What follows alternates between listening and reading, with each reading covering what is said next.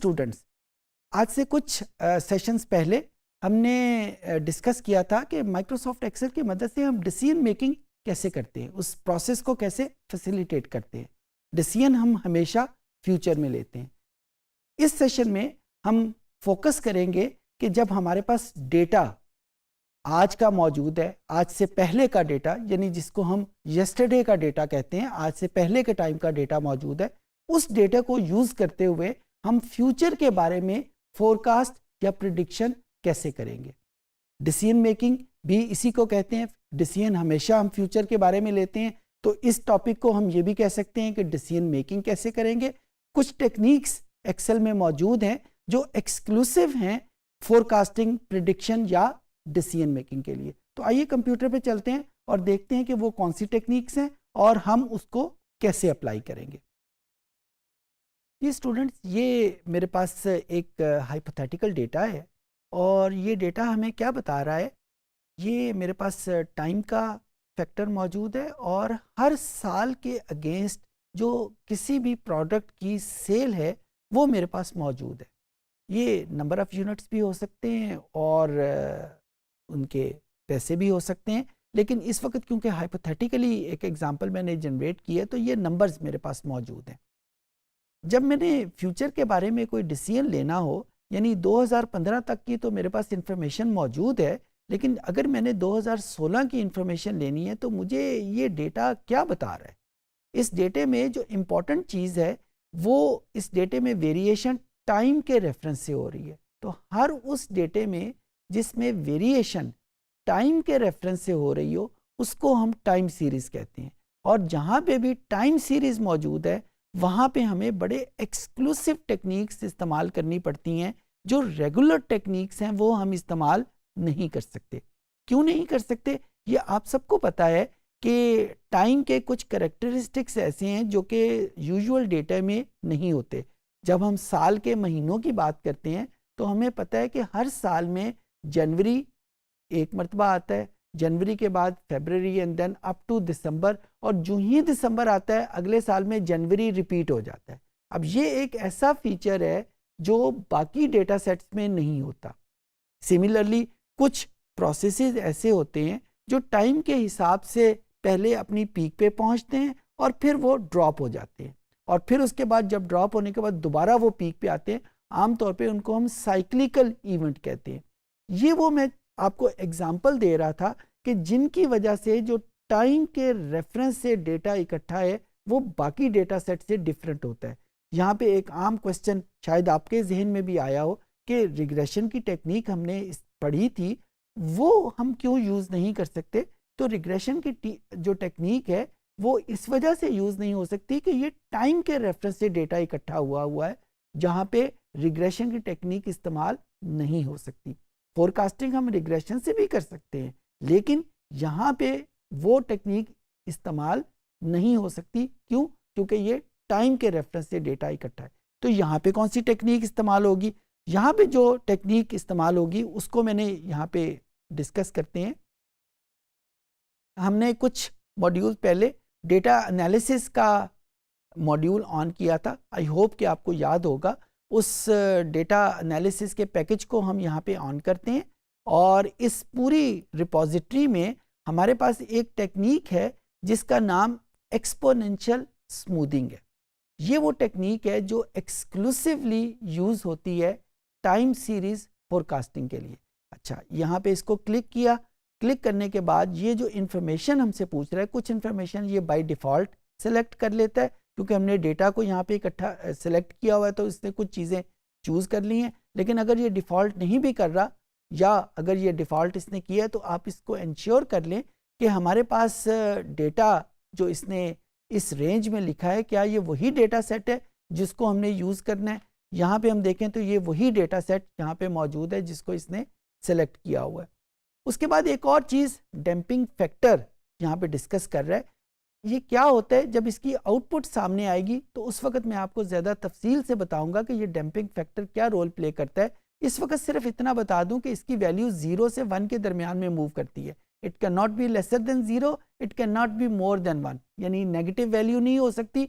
0 के नीचे negative values होती हैं और 1 से ऊपर नहीं जा सकती। सो 0 और 1 के दरमियान में ये वैल्यू मूव करेगी। मैंने यहाँ पे मिसाल के तौर पे इसकी वैल्यू 0.5 ले ली है। अब जब आउटपुट आएगी तो मैं आपको दिखाऊंगा कि इसका असर क्या हुआ है। आउटपुट रेंज मैं यहाँ पे किसी भी फैक्टर को, किसी भी रेंज को यहाँ पे सिलेक्ट कर लेता हूँ कि जहाँ पे इसकी आउटपुट मेरे सामने आ जाए। मैंने किसी भी सेल को सिलेक्ट कर लिया और जब ये इंफॉर्मेशन मैं दे चुका, यहाँ पे लेबल को मैं क्लिक नहीं करूँगा। क्यों नहीं करूँगा? क्योंकि जब मैंने ये डेटा सिलेक्ट किया था तो सेल को मैंने शामिल नहीं किया था। ये वही डिस्कशन है जो हम पहले बहुत सारे मॉड्यूल में भी कर चुके हैं। ओके का बटन प्रेस किया तो आप देखें कि इसने हमें दो किस्म की इंफॉर्मेशन दी है।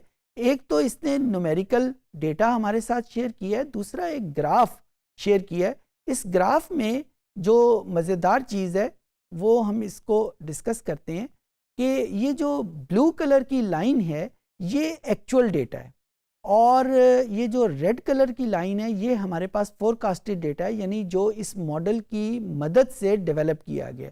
जो बुनियादी फ़र्क है इन दोनों लाइंस में कि ये जो फोरकास्टेड डेटा है ये एक्चुअल डेटे की निस्बत जिगजैगनेस इसमें कम है, इसमें जो ट्रेंडीनेस है वो बहुत कम है।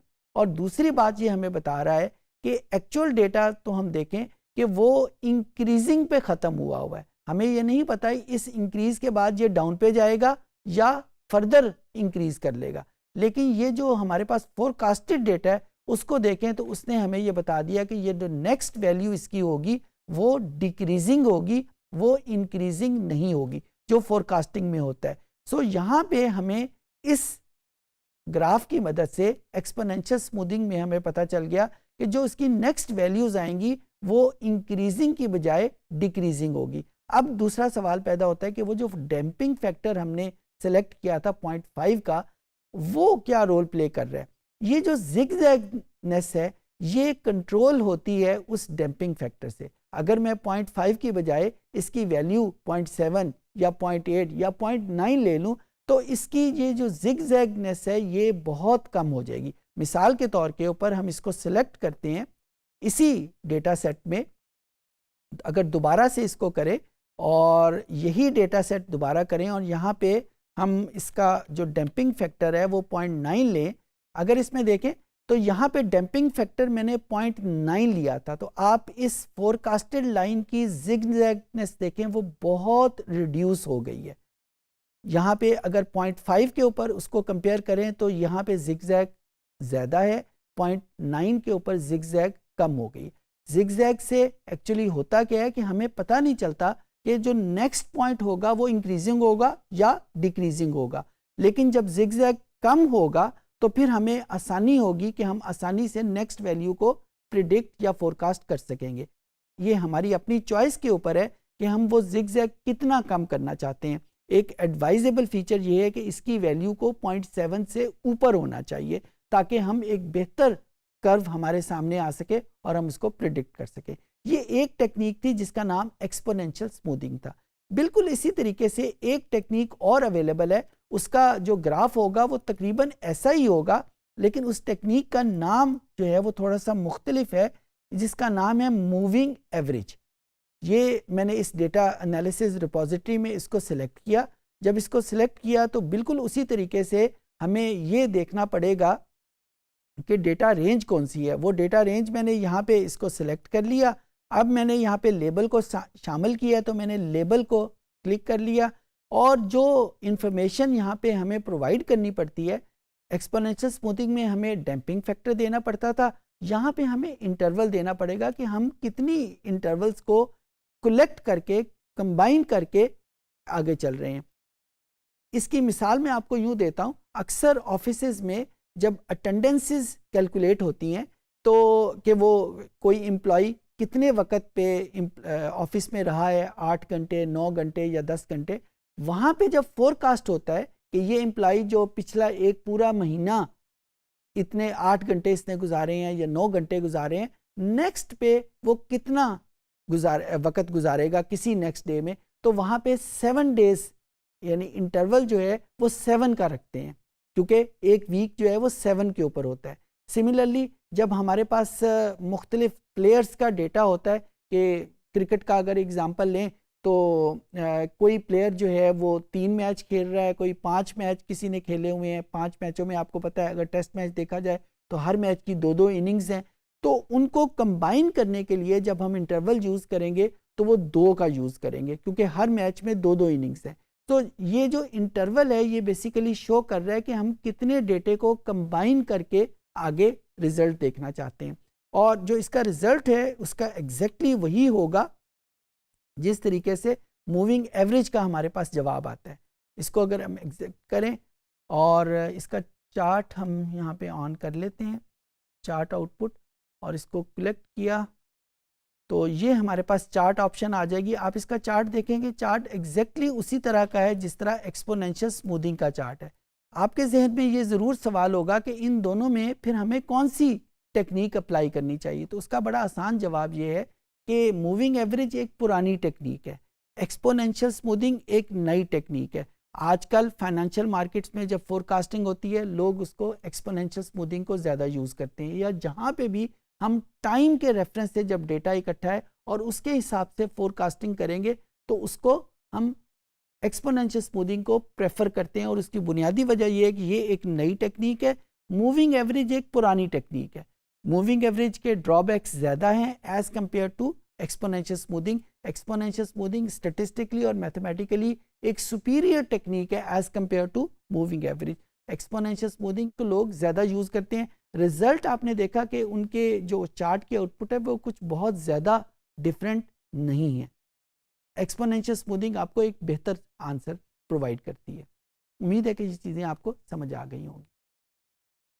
इस सेशन में हमने देखा कि माइक्रोसॉफ्ट एक्सेल को यूज़ करते हुए हम फोरकास्टिंग, प्रिडिक्शन या दूसरे मानों में डिसीजन मेकिंग कैसे करेंगे।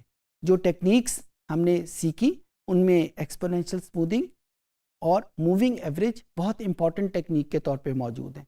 एक बात वाज़िया करता चलूँ, टेक्निक्स और भी हैं, लेकिन ये वो टेक्निक्स हैं जो हर जगह इस्तेमाल होती हैं, भले वो फाइनेंशियल मार्केट्स हों, भले वो मार्केटिंग एनालिसिस हो। ये 2 टेक्निक्स हम हर जगह पे इस्तेमाल कर रहे होते हैं। बाकी जो टेक्निक्स हैं वो मैथमेटिकल नेचर की हैं, स्टैटिस्टिकल नॉलेज उसके लिए चाहिए उनको सीखने के लिए, लेकिन ये जो 2 टेक्निक्स हैं एक्सेल उनको बड़ी आसानी के साथ करती है और उनको समझना भी हमारे लिए बहुत आसान होता है। उम्मीद है कि आपको समझ आ गई होंगी।